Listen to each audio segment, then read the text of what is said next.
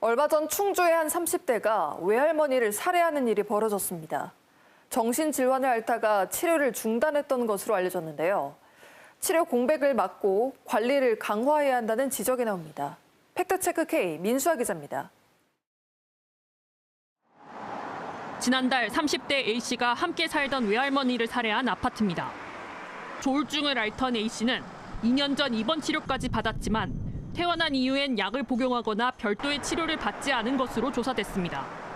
2024년 경찰이 검거한 피의자 127만여 명 가운데 정신장애 피의자는 1%. 하지만 이 가운데 강력범죄자 비율은 비정신장애 피의자보다 3배가량 많은 것으로 집계됐습니다. 증세가 악화하지 않도록 꾸준히 치료받아야 하지만 약물 복용이나 진료를 강제할 방법은 없습니다.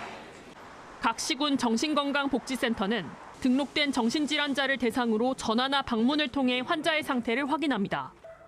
하지만 이런 사례 관리도 당사자의 동의를 받아야 가능합니다. 병에 대한 인식이 부족하거나 치료를 거부하는 중증 환자는 관리 사각지대에 놓이게 되는 셈입니다. 실제 2024년 충북 병의원에서 진료받은 정신질환자는 8만 1천여 명. 이 가운데 중증 정신질환자 수는 1만 9천여 명이었습니다. 하지만 관련 기관에 등록된 정신질환자는 4,600여 명에 그쳤고 사례 관리자는 190여 명으로 등록자 대비 약 4%에 불과했습니다.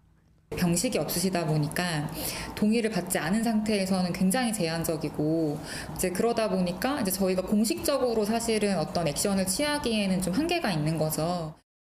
자해나 타해 위험이 있는 경우 환자 동의가 없더라도 가족이 동의하면 입원이 가능합니다. 하지만 1인 가구가 늘어나는 현실에선 이 요건 자체를 갖추기 어렵고 가족에게 부담을 떠넘기는 제도라는 지적도 나옵니다. 자타의 위험이 좀 분명하지 않으면 거꾸로 조기에 치료가 잘 안 되고 있는 상황인 거죠. 가족 책임으로 돌아갔던 것들이 법제도에 아직 너무 많이 남아있는 거죠. 전문가는 정신질환자를 치료 관리하기 위해 지역사회의 역할을 확대하는 한편 환자의 인권을 지키면서도 위험을 예방할 수 있는 방안을 적극 찾아야 한다고 조언합니다. KBS 뉴스 민수아입니다.